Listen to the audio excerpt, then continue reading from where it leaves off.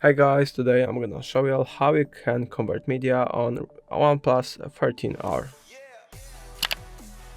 So firstly, going to Google Play Store, tap on search bar, and search up image converter.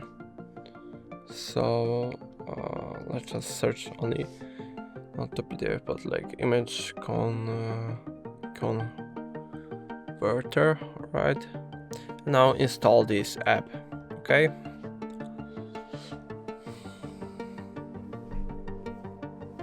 Now once your installation has succeeded, you can open the app.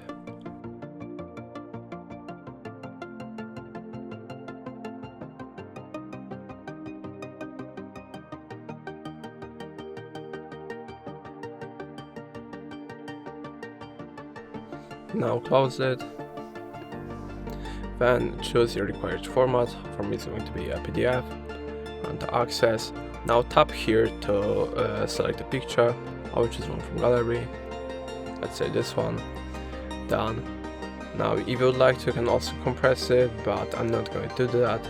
Now tap on done. Save. And here is your path to the image if you cannot find it. And that's going to be all. If I helped you, please leave a like and subscribe. And if you have any more questions, let us know in the comments.